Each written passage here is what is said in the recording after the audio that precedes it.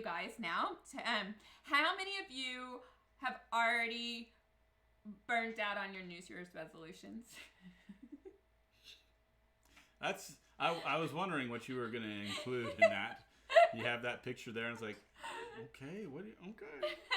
Well, it's the new year, and it's January 11th, 2019. Yep. We're supposed to make New Year's resolutions, and 11 days in, how many of you have already broken your New Year's resolution? I didn't make any resolutions, so I can say that I'm still... You didn't go up in flames? I haven't gone up in flames. No? Okay. Yeah. Do you want to talk about what that picture is showing You there? can. Why don't you go ahead? So, Devon had mentioned about Cape Cod, and if anybody's from the Cape Cod is watching, then you might have heard something when we were talking last night. But here's what's happened. So we're doing a little practice session with Cape Cod. They're at their library. We're making sure that the audio and the video works so they can see everything, get it all set up. And in the middle of it, both of us were in here, right? We were both in here. And we had 2 of our 5 kids. 2 of our 5 kids come in, and very calmly, they calmly but forcefully say, "Dad, we need your help." And I'm like, I'm in the middle of something right now. I can't go. But I saw a little distress on their face. There was a little distress. I mean, they weren't like panicking, but it was a little distress when I did that. And they know not to come. Like right now, they know don't come in. We're filming. Right. So I sent Devon out, and I'm still doing this with Cape Cod, and in the background, I'm hearing these things like, "Oh my gosh, it's like totally burnt." What are you doing?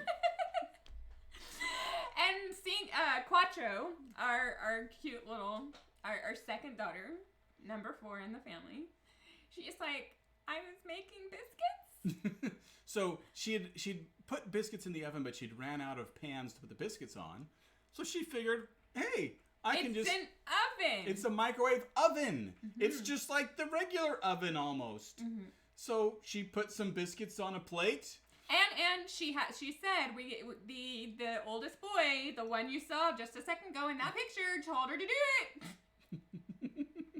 Said, yeah, why don't you just cook it in the microwave? So she put some biscuits on a plate, put it in the microwave for 6 minutes.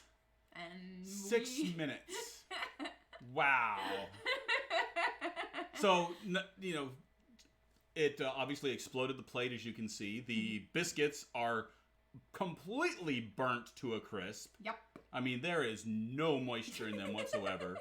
I didn't even touch them, but it was crumb. It was ash. Yeah, it was just ash. I mean, ash. all moisture has been burnt out of them completely. Mm-hmm. And of course, it burnt up all of the microwave, all the filter on the microwave, everything there. Oh, I couldn't sleep last night because I didn't think. So the smoke was all throughout the house. Yeah. I come out. So I finished the live stream. And I come out and the whole house is just filled with smoke at that point. But it didn't make it in here because we closed it up and they put closed it the door and they opened up the front door and the back door. But with the doors and all the windows open, I still come out and it's just smoky all throughout the house. Yeah. All from 4 biscuits. 4 biscuits. 4 biscuits. Yeah, and I had to take a really thorough shower this morning because I smelled like intense smoke. It was a bad smoke. But anyway, the reason why I shared this is because many of you have just said, and you said, and I say, well, we don't make New Year's resolutions anymore because they go up in smoke. So, and you guys can go ahead and just share some of your funny stories about what your kids... Needless to say, I went online and conveniently Best Buy, because the microwave's like a built-in into the wall. They didn't sell this same microwave anymore, but they had one from a different company that was the exact same dimensions. That's true. And I'm thinking that this company probably just either there's a standard dimensions for microwaves, or this company saw, hey, GE used to sell this one and they don't anymore. Let's copy theirs. And then all these people that have these built-in microwaves will buy ours because it fits. There you go. That's why I bought it. There you go. Walt said, believe it or not, it might still be fine. I'm sure it is. It just smelled bad, and it looked horrible in there. And the microwave was 13 years old. It came with the house originally. Oh, spoon in the hot chocolate. Ooh, metal spoons, microwaves, no good. Gosh. Not good at all. All right, so I do have a point with this, and that is most of our resolutions just go up in smoke, and so a lot of us aren't going to make them.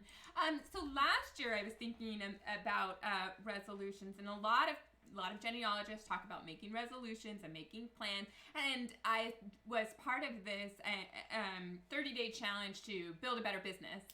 You know what? By day 5, I couldn't keep up. Not that I didn't want to, but I knew what my vision was, but that was just about it. I just couldn't get past that because there were things like, how much money do you want to make? $1 million? I mean, like, I don't know. What is a reasonable amount of money to make in what we're trying to accomplish here with this business? And there was all these things. And I was like, I can't plan this out. So I came up with a new set of ways to not have resolutions, but invite change in my life and in my research. And the first thing I thought was, you know what, we need to reminisce. We need to look back on the past and, and what did I enjoy? And that's why we did the show last time when we talked about the best of 2018. Okay. It was a time to reminisce. What did we do really, really well? And I think that most people responded by us being genuine and having fun, and talking about chess pawns and things like that. But it was trying to reminisce, it's right? From a month ago, right? I know, right? Anyway, but our friends just keep coming back, and we get new friends all the time, and it was time to reminisce. So then, once I look back to the past, right, I try to review things like, so what I reminisce is the good thing, and review are, what could I do better? Because a lot of times you can't see where you're going, such as, I want to know who my 4th great grandfather is. Well, sometimes you have no clue, right? Mm-hmm. And so sometimes you have to review, okay, so what can I do to accomplish that goal? Or I would like to grow the YouTube channel to 10,000 subscribers. We're getting close. So we could review what things did we do to get us to 7,000 Or get subscribers. 10,000 people on the live stream. That'd be Oh, awesome. that would be awesome. I mean, we're at 27, so we're almost there. We're getting there. We just need each of you to get like 50 of your friends to There you watch go. too. That would be great. Hey, the more you guys join the original fan club, we start sending gifts to, anyway. So, and then I try to but come up with like a vision. Like, I'm gonna review where do I want to go, and then throughout the year I need to revisit. And so I came up with some goals last year, such as I wanted to be more consistent with our newsletter, and I think 1,000 subscribers is pretty good because I don't put a lot of effort into it.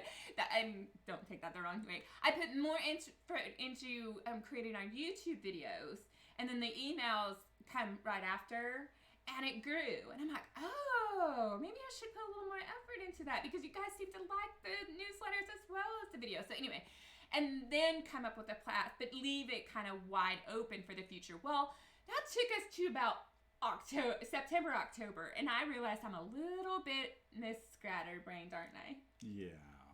And you've dealt with this all our married life. Oh yeah.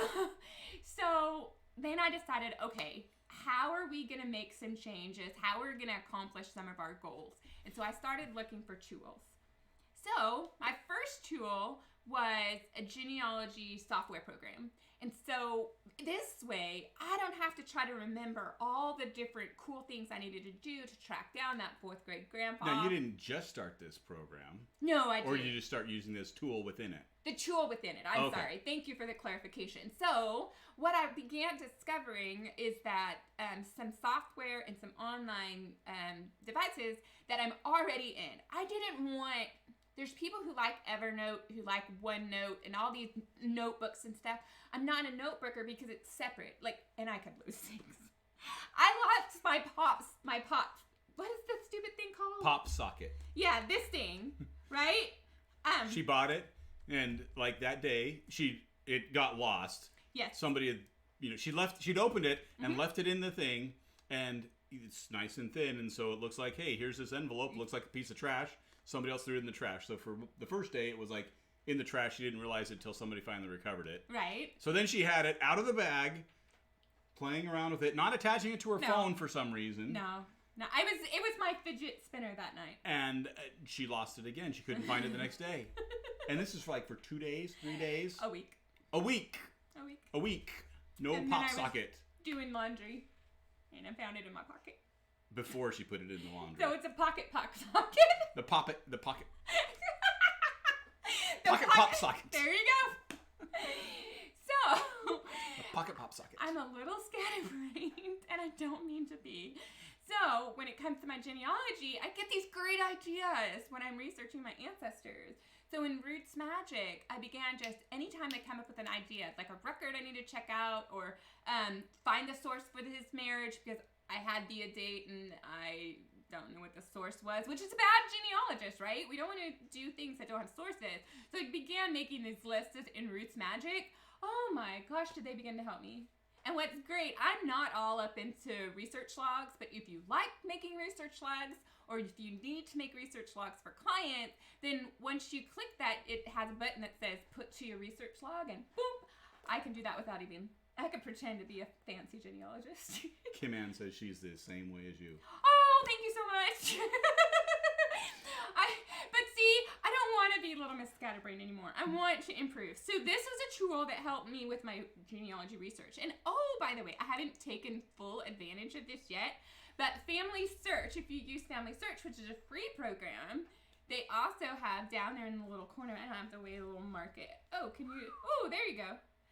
Andy's so cool. He knows all these things. Anyway, this is on the front page. Like after you log into Family Search, if you just scroll down on the right, after your recent people that you've looked at, you can see a to-do list, and you can just start throwing your to-do item. The only thing I don't like in Roots Magic, my to-do list can be attached to a person, and in Family Search, it's just a general one. It's just a general one. But at least my notes are where I research rather than some other place that I'm going to forget to log into. You know what? I just realized I could have used this. Oh, yeah? But I didn't, Oh. because Family Search has your recent lists, and I usually go back to that a lot of times when it's something that I've recently been looking at. But working with different people, different family lines, working with different clients over time, I think that only holds like 20 or 30, and I can easily get past anything that I care about and lose stuff. And I remember there was this one family that I was looking at probably about 4 months ago, and I had done some research on it, and I wanted to go back and look at it. I can't even remember what the name was now. Oh. And so this to-do list, I could actually use to, just put a little note in there of, hey, such and such line, and then put one of the person numbers. Absolutely. That way then I could, hey, if I ever need to go back, I can just grab Right. that and go back to that line and find where I was going. So it's like, oh man, I can't believe that. Yeah. I'm going to have to go back and do some research and maybe find that and start There you using go. that. There you go. And Art by Kim Ann, she said she has a problem of going from one person and then you get distracted by the other. I totally have that problem too, which is why I like having, in Roots Magic, I like having the to-do list thing to the person.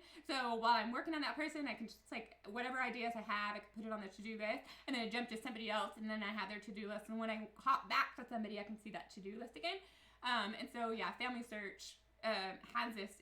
I wish they would expand it to a person. It would be kind of fun. So Kim Ann, I have a major problem. Z-taying. That's the one I'm talking about. I think she said zigzagging. Oh, zigzagging. I was going to say, what is Z-taying?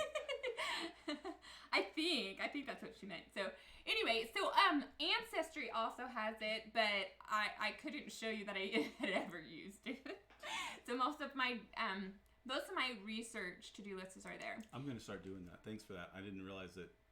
I knew that Family Search had that to-do list thing, but I had never thought about it from a usefulness standpoint until right now. There you go. Now, if you have projects, so let's say you want to accomplish a book, or let's say you want to write those 52 Ancestors in 52 Weeks posts, well, there's a program called Trello, and you can get a free account, and you can create these little boards like I have, like ideas. Let's pretend that these are my upcoming blog posts, because they might be, I don't know. Anyway, so you put your ideas, and then as soon as you make it a draft, you just drag the little, card over. I can do that. So let's say I take this idea, and I finally make a draft of it. So I could put it over here, and then maybe I have an extra board that says edit. Then I can drag it over there that I've edited. And then when I'm in my writing mode, I can work on ideas and turn them into drafts. And then writing and editing should not be done on the same day. And so when it's time to edit, then I can just look at my edit board. And then when I need to make graphics, for me, making a lot of graphics is the same mindset. So then I could just drag something over here, do graphics, and then make it go live, and then it's just kind of done sitting, and I can just eventually see a big long list of accomplishments or not. But anyway, Trello, if you have a project you need to manage, a lot of people use that. And there's some people who like do month, day, future. I can't think that way. I need to like be task oriented. Have you discovered since I've been on this kick of trying to get more organized? Like I need to know my tasks. Yes. Yes. Absolutely. Absolutely. I keep on trying to hint to her to, hey, put me on your task list, and that way we can spend some time together. So anyway, so there is a blog post coming out next week. Maybe it's Monday, and it's called The Power of Visualizing. And I have a couple other cool like spreadsheets. I'm really big on the spreadsheet, but I don't know where the graphic is. It's on the blog post, and it's in the draft, so you're just gonna have to wait for that to come out. But I show a couple other examples of some things you can use to get organized. So we're getting to the question period. We'll go back up and grab Anne's question, but go ahead and put you don't have to talk about resolutions, but if you have any things that you have found useful to plan your research, plan your projects, to be more productive, because again, that's not what resolutions are, right? Because we're doing change and we're trying to accomplish something, right? So if you have other tools, let us know in the comments. But if you have DNA questions, throw it down there. It is free-form, first of 2019 question and answer session. Yeah, I'm looking. Way I up thought at the there top. was a couple of questions. Yeah, there was Anne's. There's hello. Yep, we talked about Anne's. A bypass. Oh, that was when we were talking about roads. Right. Okay, we did talk about Anne's. All right. Let's grab, because I do have a question from our Facebook folks on GNA. Okay, here's the one. I can't find any information. This is from Ponytail Ruth. I can't find any information whatsoever about my Belgian grandmother.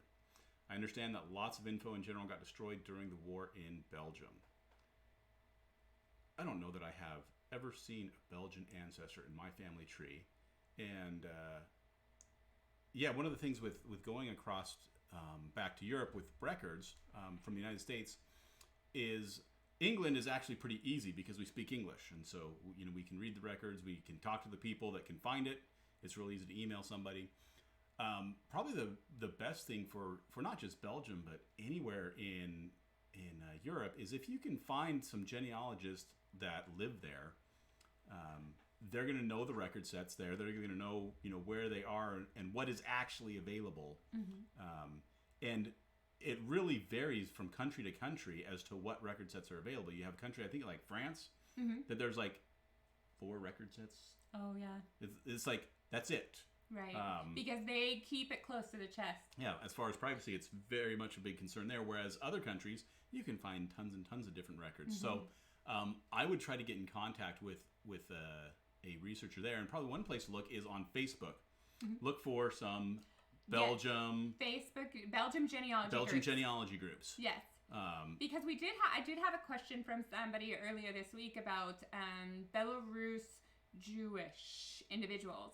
So I went to Beginner Genealogy Just Ask, which is a Facebook group that you could join and just ask beginner questions like that.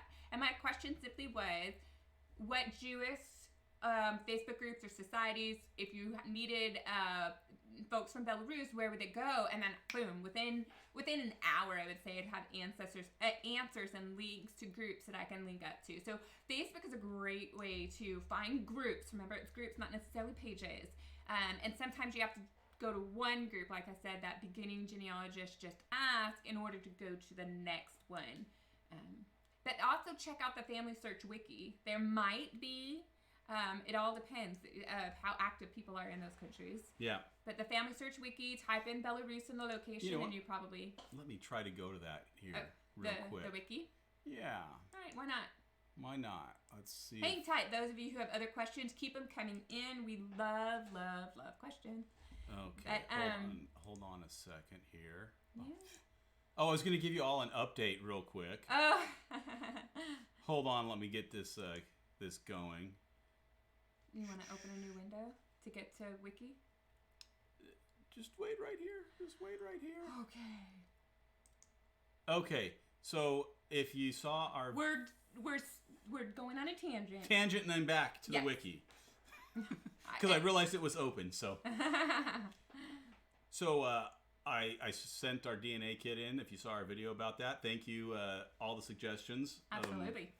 That was so fun last 2 weeks ago. They have received the kit, Yay. as you can see. So in another couple weeks, we'll see if we're in the sample processing and DNA extracted area. All right, so let me go. We're back. not going to tell you the name in case you work from Ancestry. And anyway. That's right. But we used a lot of the suggestions you guys have. I have a tree to build, just from what I understand. Okay. Right. So we're going to let's go back to family search. Okay. In Shrubbery. Okay. So on family search, we're going to go to the search menu and then down to the research wiki. Yep. And we're going to go to Belgium. Oh, you type it up there? I usually do it down below, but all right. Oh, well, you can type it down here. I think you can actually click on the map. Absolutely. But I like I learned something now. Look, you tried Belgium, and they had all those different options right up there. Where the other one, it goes to kind of an ugly, busy page. So yeah, you learned something new. So on this, depending on what geographic location, there's going to be lots of different information of where records might be or what records are even available. Right. So here on the Belgium Genealogy, you have what, I guess, the getting started articles. Looks like church records and civil registration. And that makes sense for that area. Yep. They have some nice word lists. So they have Dutch, French, and German word lists. I think do they speak Flemish in Belgium also? I don't know. Ask the person. Do they speak Flemish in Belgium? Or is that the Netherlands that they speak Flemish? I can't remember. But these are good because let's just go to the Dutch word list. And they have, come on, where's... I think you have the link to open. We have the link. It might be a couple of links. There you go. Dutch words and dates. Do you see that first Dutch one? words. Second one, Dutch words and dates. Mm-hmm. Never mind. But you can link. And... You follow the links a lot. This was obviously not rehearsed beforehand. No. Oh, but no, there's might be good. The French alphabet. View course. View the course. Okay, so this is an actual course. Yes. That you can take, and it's free, is my bet. Absolutely. It'll just go through and give you some French stuff. Yeah. Or some German stuff, or some Dutch stuff, there or you go. Latin. Right. So that's one resource there is learning the words first, but then you have. I love the maps that they generally have on Family Search. So if you're not familiar with the area, the maps help you get oriented. Flanders, isn't that where Flemish is? Sorry, I'm gonna have to look up Flemish and figure out where they speak Flemish. But anyway, so if you know your ancestors, then it helps give you an idea. Maybe you just know the city, and now you need to figure out, okay, what is the county or state or district that the records are going to be in. It goes through here all the different jurisdictions. What kind of jurisdictions do you have? Look, Facebook communities. Oh, Facebook communities. Let's pop on that. Oh, no. But no, it's international, and so you have to go find it. Okay. In F. Belgium. Or B, sorry. Belgium, Luxembourg. They got the family search communities. There's a Dutch community. A CBG, Centrum voor Familiegeschiedenis. So I'm not sure how good my pronunciation was there. And it looks like they're centered around, the Netherlands and also, and the Luxembourg, all of those. Oh, Amy Leonards. She researches Belgium and Luxembourg. Amy Leonards? Yeah. So find Amy Leonards. Lenertz. All right, let's go down and see what other questions are. Okay.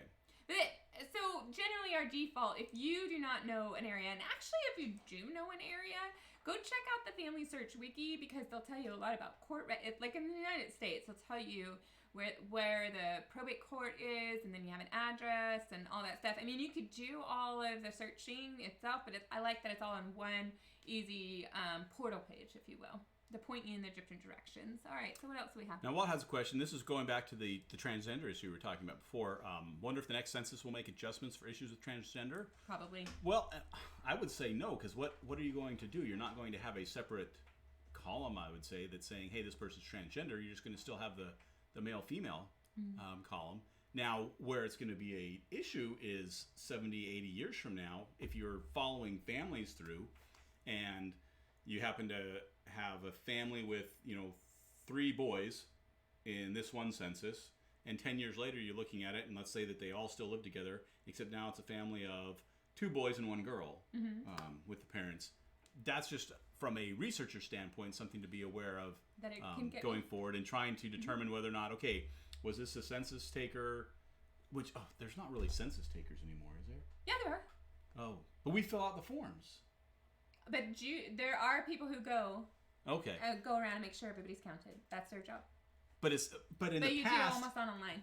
Yeah, but in the past, the census taker would fill out all the stuff. Right. He would actually take it all down. Whereas now, probably, I don't know, 50 to 75% of it's all electronic. Oh, no, not electronic. But people filling out the forms. That's right. You made all kinds of stuff. Yeah, the census. I'm a bad person. He did honest answers. Honest answers for the census. He said, "Where is his family from?" And he started writing all these countries. I wrote everything. It was you know what? I think I still have the blog up that I should find that. I took a picture of the front and back of my census form from the 2010 census. I hope we don't get arrested, but it will be definitely a piece of humor. So in 70 years when they release that, go look for the Andrew Lee family census form. And Walt has let's see, keep going. Wait, I passed the question. Yeah. Go up, right there. Okay, never mind. No, that was all microwave. Oh yeah. People's problems with the microwave. People's kids' problems with the microwave. One thing I did when I was a kid, we got, you remember Pop-Tarts? Yeah. When they come in that aluminum foil package. Yes. Not the paper package, and I'll tell you why. But just the plain thin aluminum foil package. You put those things in the microwave and you nuke them and watch it, and basically that aluminum foil starts to glow blue and then does a poof, disappear. And when you eat the Pop-Tarts, they got this metallic taste to them. And I hated those anyways. That didn't sound like it would be yummy at all. But if you use like the paper on the Pop-Tarts, that's just gonna light on fire. Oh my goodness! So don't do that in the microwave. So Marla says she uses Family Tree Maker and Legacy, and they do have to-do lists. That's good to know. Thank you so much. Art by Ann uses phone apps. I have tried to use phone apps like Wonderlust and Todoist and just a number of other phone apps. And now Trello has a phone version. So for those of you who want to use Trello, and you could also share it with people. So we have friends, husband and wife couple, and they have some of their independent boards because she doesn't really care what he's doing at his business, and he doesn't really care what she's doing in her calling, her service work at church. But they can share like their grocery list. Be sure if you go to the hardware store, I need X, Y, Z. But the rest of the to-do list apps, because I have a lot of repeating things, like read my, I like to read God's word, or the scriptures, however you want to call it. I want to do that daily. So I always found like the to-do list had a hard time of letting me cross it off and go, yay, but then put it right back up. So anyway. Flemish is in Belgium. Oh, okay. Maria came through for us. Thank you. Good job. That's the Europeans that know their languages because they speak like a half a dozen each. That's true. It is. It's great. Finding death dates. Why do I have so much trouble finding death dates? Now, Chris, I'm not exactly sure what records you are looking at, but there's a lot of records that you could look at. Some first records for finding death dates will always first depend on where you're researching. So if you're researching in the United States, what do you got? 1900 and forward, death records are going to be your best bets. You also have the Social Security Index in the United States. If the further back you go, some censuses have the death mortality in the, what do they call it? I'm blanking, but it's the mortality schedule that's part of a census record. Unfortunately, it's just like the year the census was taken for the year before. What other places? So you have obituaries in newspapers. Pension files will also say death records. Gravestones, Sexton records. Land records. Oh my gosh, land records are awesome. For death? for death. Because when it has to be transferred over from somebody's death. Yes. Now, you may not always be able to find a specific date, but you can get very, very close, especially if you see something heirs at law. Well, he's dead. A transfer of land. And then you also have probate files. Not everybody did have to have a probate file. I have so many ancestors that don't have probate files because I don't want to say worthless. They just didn't have a lot of stuff to pass on. So, but those are a number of ones that I come up with. So he clarified this is for his second great grandfather. So you're back talking about time probably in the late 1800s, early 1900s maybe. Right. Yeah. There's some places that didn't record deaths Absolutely. that late. I think it was Melissa Barker I was talking with about Tennessee. Tennessee is awful for vital records. They didn't do anything until like the early 1900s, sometimes 1920, 1930. Which, when you think about it, for births, marriage, and deaths, can you imagine a state not recording births, marriage, and deaths until 1930s? Right, absolutely. I mean, that was just amazing. That's crazy talk. I always make fun of her for Tennessee's records, and she agrees they're bad in a lot of cases. Well, and so, believe it or not, Pennsylvania, it was one of the 13 colonies or right after? Yeah, it was Pennsylvania doesn't start recording birth, marriage, and death records until 1893. 1890? No. Whereas Ohio started recording them in 1860. And I'm like, wait, Ohio was the West back then, and they're recording birth and marriage a whole lot faster than Pennsylvania? Okay, I don't understand. Yeah, and so church records. Church records. That's really where your vital records are. Especially in Europe and England. Yeah. Now the U.S. was not so good, and because I know it's really because there were so many different churches. Whereas with England, you had the Church of England where most of the records were kept, and the Catholic Church through many countries in Europe that kept pretty standard record sets. Right. Once you come over to the United States, like for instance, I have some ancestors that came over in the 1600s. They were part of the Dutch Reformed Church, and the Dutch Reformed Church kept pretty good records. And they have christenings and burials and marriages all listed for back into the 1600s. But some of the other churches around the area, and particularly when they were taken over by the English in like the 1670s, there was some of the church that they didn't keep the records. They didn't care for that, and so. It's something that's there. Right. Well, in the United States, so I do research in Canada, and one of the things that I like about the Canadian census records, and yes, you're laughing because Melissa Barker just chimed in. Hi, Melissa. Well, no, but man, we're gonna get back there in a second. We're getting to them. So just for church records, one of the things I really love about Canadian census records is they said what religion they subscribe to or participate. I don't know how you say it, but anyway, what was their religion that they chose? And so I saw things like United Brethren or Methodist or Church of England or all these different churches. So then I knew which church in the area to look for.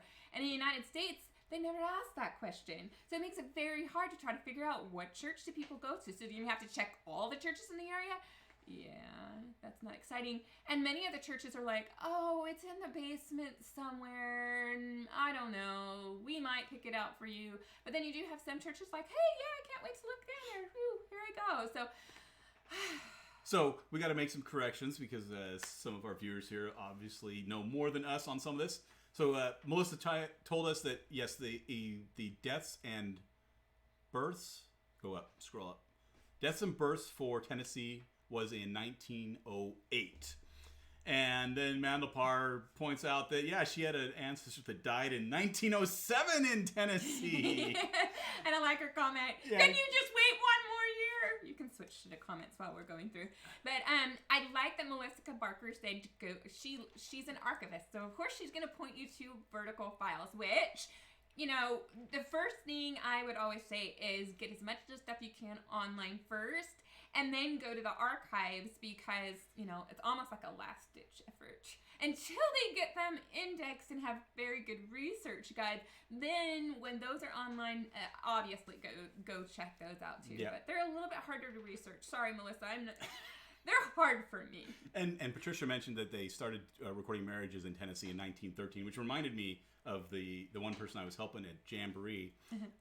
She had Tennessee ancestors that the marriage that we were looking for probably happened in like 1912. And that's what I remember was the most frustrating part is that it was like from this 1911 to 1915 period, with it probably close around the 1912, and when we were looking on Family Searcher somewhere as far as where the records, and we saw 1913. It's like, well, we can search for it after, but just recognize if you don't find it, it might have been before, and you're probably not going to have any record of it. Right. And you know what? You know what I like? We are humble enough to be wrong, and Michael Strauss corrected me because I was, and this is what happened. So I was trying to work on my accreditation project, and I had to try to get my ancestor into Pennsylvania. He was born in 1805. So when I saw 1893 is when the records were being kept, I'm like, oh, forget this mess. He was born 90 years too early. So Michael Strauss corrected me and said they didn't officially start recording records until, what was it, 1906. 1893 was when the counties attempted. And this brings up a good point when you're looking at the records, because a lot of these edicts from the church or the government as far as keeping records might have been ignored by the counties or the different parishes because of funds. I mean, keeping records cost money, and if you're a poor place, you might not have the funds to do that. If you're a lazy recorder, you just might not want to do that. And so while the records should exist for a certain time period, they may not. Right.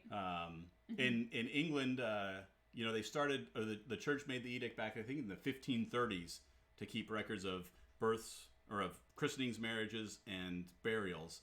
But it's very sketchy until you get to the 1600s even, that it was, really mandated that everybody started keeping it. But even then, it was a free-for-all. Everybody kept however they wanted, and so you find a big variety of it. And with the states here in the United States, it's the same way.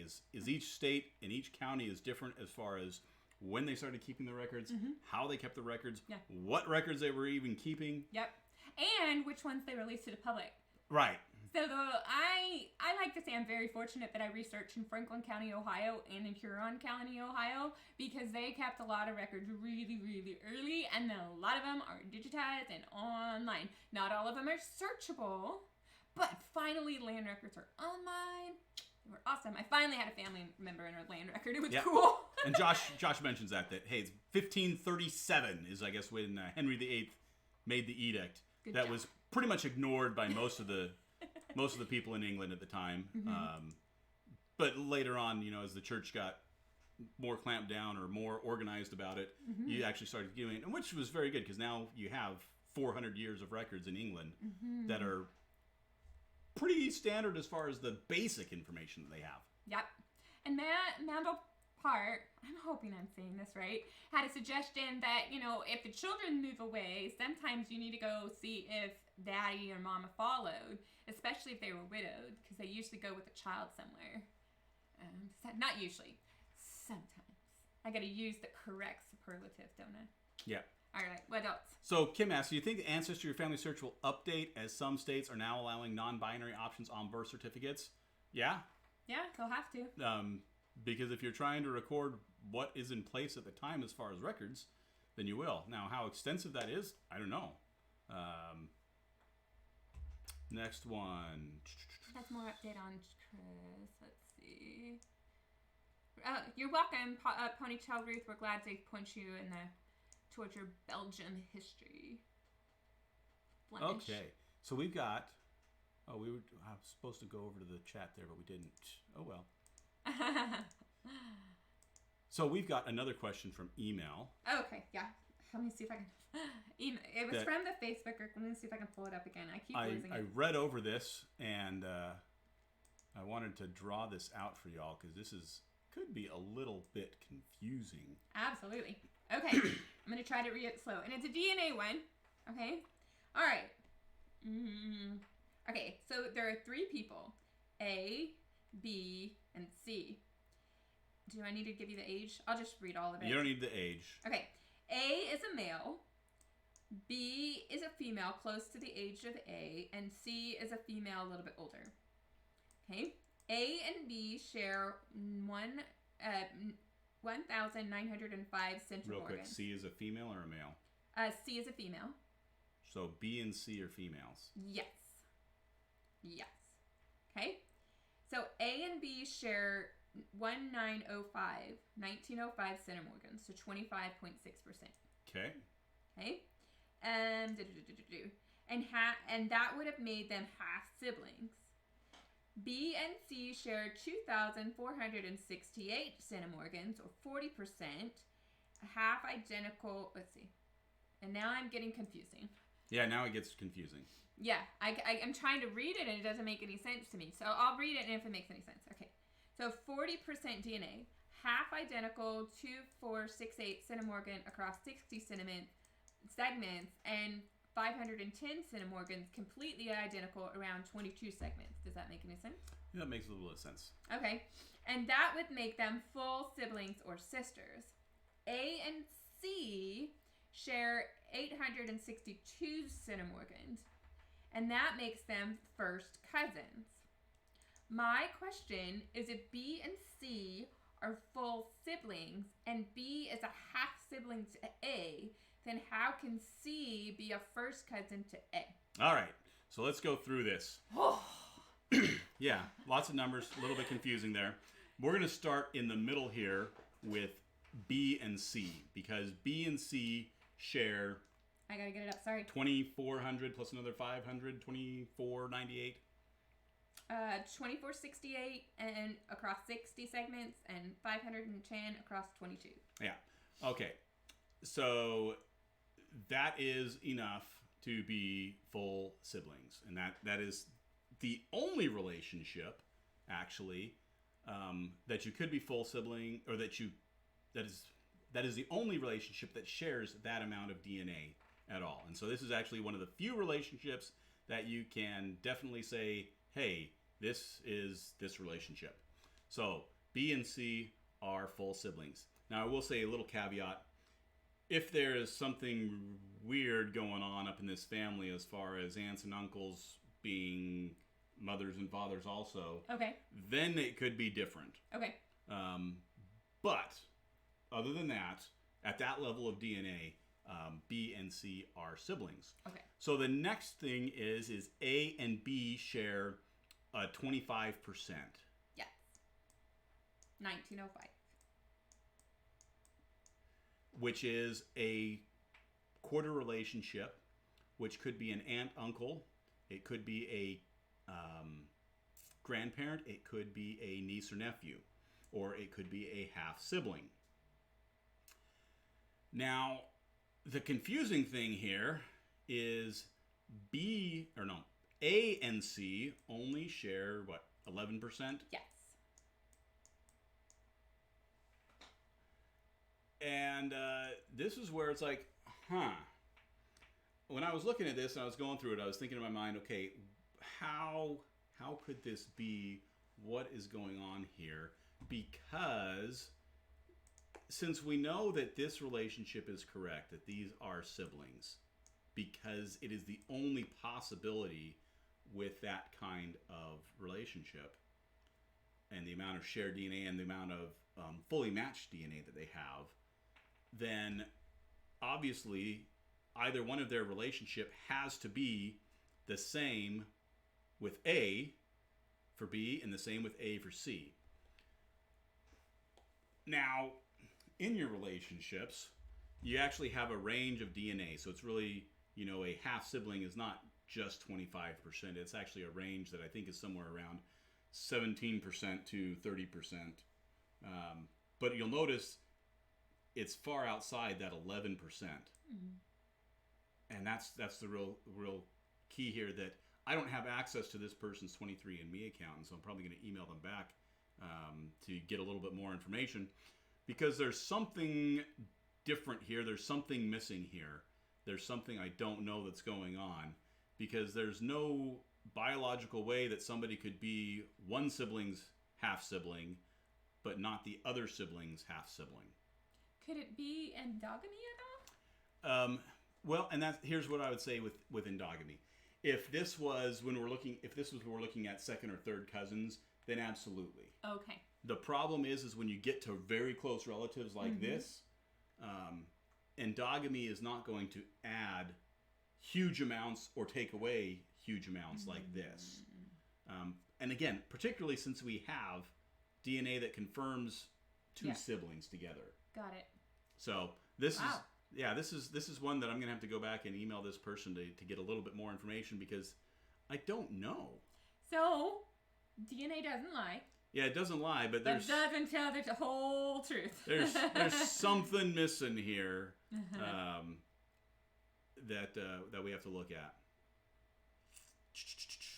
Let's go back and see if there's any other questions before we close up for the day. Kim Ann, I'm working with a few family members on a family tree. They keep on giving conflicting information. And their sisters. And their sisters. There you go. Oh, and Oh, there's a good website. Bridget has one. Nedrail.be. All right. Good job. She married one brother and then the other. Mm-hmm. Let me think here. So she... No, but... No. So you thinking it that way? This side? That brings up a good thing. I don't think that is correct in this case. At least...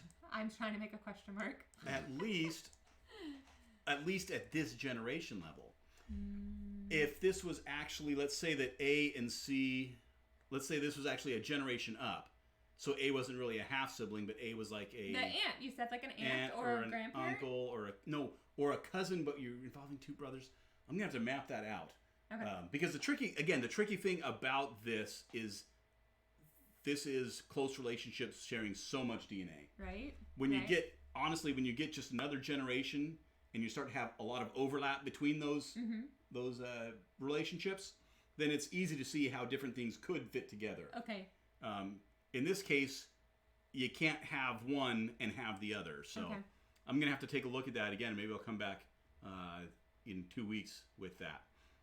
But that's a good suggestion, Robin. I might have to map out how some marrying brothers their DNA would share going down. Which I thought of something that would give a fun bit of trivia. Okay. So, we have our genealogy relationships. And then, for the most part, our genetic relationships are the same as our genealogy relationships. Although, not all of our genealogy relationships show up in our genetic relationships. However, there are a couple of genetic relationships that are different from our genealogy relationships. Do you know what they involve? I'm confused. I know, your head's going all over. So, Okay. So you said our genealogy records aren't always reflected in our DNA records. Yes? Relationships. I'm talking relationships. Okay. And then what did you say after that? There's some genetic relationships that are not the same as our genealogy relationships. So let me draw out for y'all here what I'm talking about. This is why he does the DNA and I just stick to records and hope they're right. And you know what? Records lie.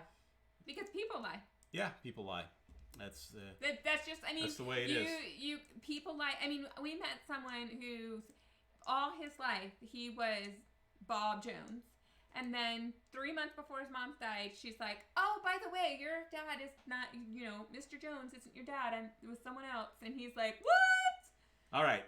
So here we got, a couple with their son. Okay. Squares are boys, circles are girls. A couple with their son. Okay. And we all understand that. Parents, child, right? Parent-child. Okay. And what's the question we're trying to resolve? What genetic relationships are not the same as your genealogy relationships. Okay. So these genetic relationships and genealogy relationships are all the exact same. Okay. All right. Now we brought up about marrying another brother, right? Mm-hmm. So let's say that this woman married two brothers.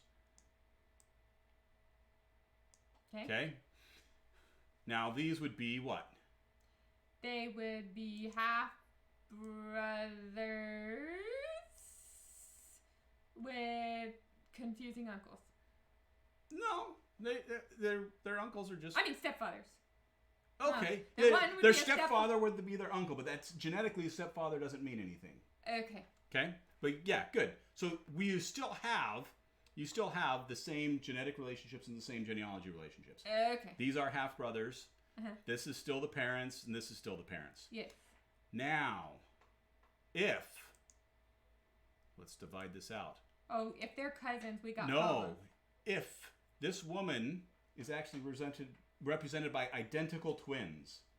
So identical twins have the exact same DNA. Or should. And they marry two separate people. Doesn't even have to be brothers. It can be anybody. Uh-huh. Their children will look like Siblings. half siblings. Half siblings. Not cousins, but half siblings. Oh, because he'd be cousin. Oh my gosh, you're hurting my brain. Yeah. So it's funny because... What if twins married twins? Oh, that's a great one. What if twins married twins? Let's draw that out real quick. If twins married twins. Anybody else have a headache yet?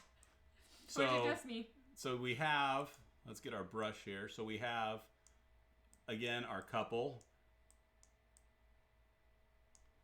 Now remember, to do this before, we divided this in half and added another husband on here. Mm-hmm. Except now, we're going to divide both of these in half because these both represent identical twins.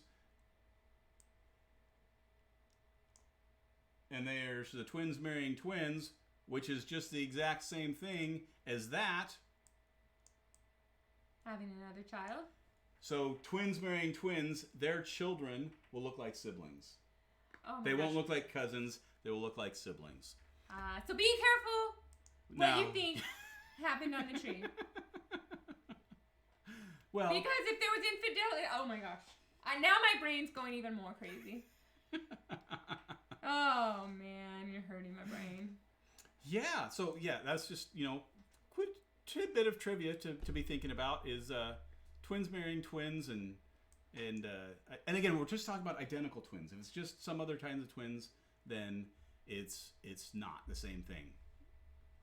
And then Ponytail Ruth had a question.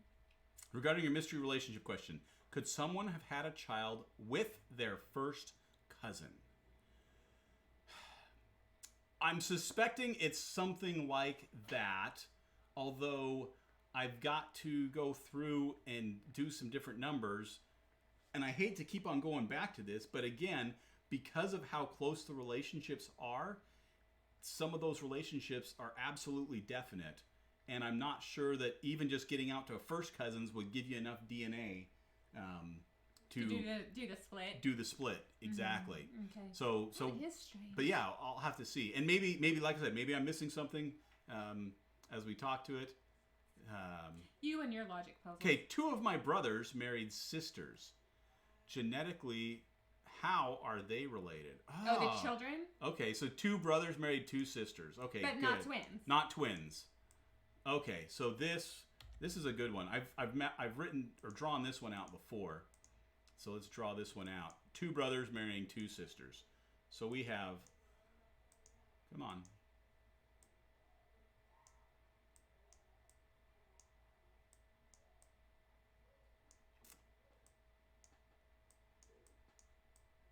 Okay, so here we have,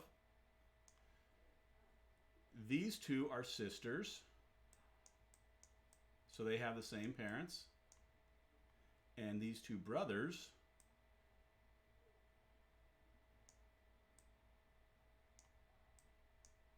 have the same parents. You're running out of space. Yeah, I'm running out of space. Okay. So the question then is how are these two kids related genetically? Mm-hmm. All right, so let's walk through this a little bit, because really what we want to focus on is we actually want to focus on the grandparents up here. All right, so for instance,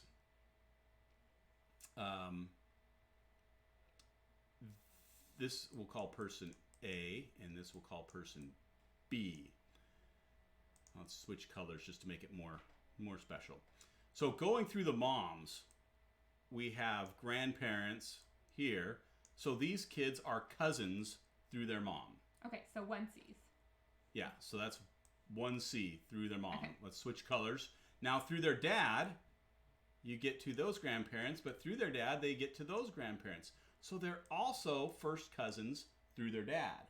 Okay. And that then means that they are double first cousins. Okay, so good job, Rockin' Robin knew it.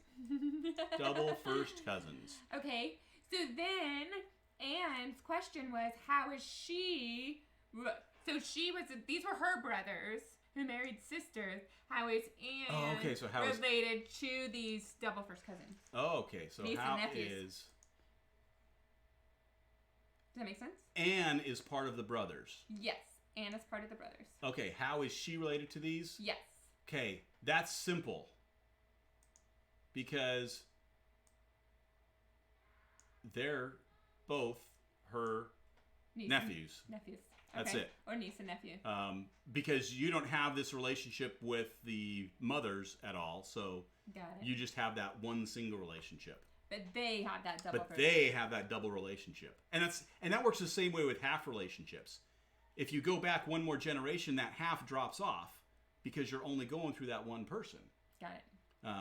And there's actually, I have a couple of videos on YouTube about half relationships and double relationships. Yes, you do. So I'll try to include those in the description below, just as a little refresher. But absolutely. yeah, just everybody Route remember 60. Sorry. There was yeah. Route 66. Hey, guy. How are ya? You got in! At the end. So yeah, just everybody remember that when you're dealing with identical twins, it messes up your genetic relationships. And when identical twins marry identical twins. When identical twins marry identical they twins. mess everything up. Yeah. Because they... Wow. Yeah. Yeah. DNA can be really... Yeah, it's logic puzzles that I can't solve. So I just give them to you. But Rockin' Robin, she's slick. She figured it out. She figured out double first cousins. That's right. All right. Well, it's 1:23. It is. The kids are going to be chomping at the bit. Well, not really, but hopefully they haven't busted another microwave or any other thing in the house. It is what it is. I haven't heard the fire alarm go off. There you go. So we will be back in 2 weeks, and we will be live at 3 p.m. Eastern, 2 p.m. Central in the United States. So that's Chicago, 2 p.m.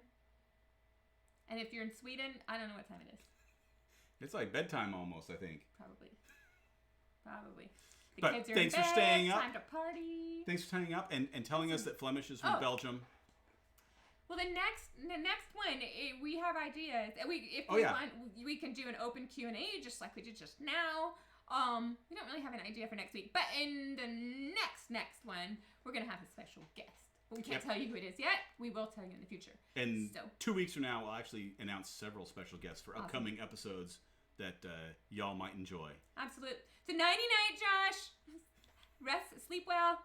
All right. Bye, Walt. See you later. We'll see y'all later. Bye, everyone.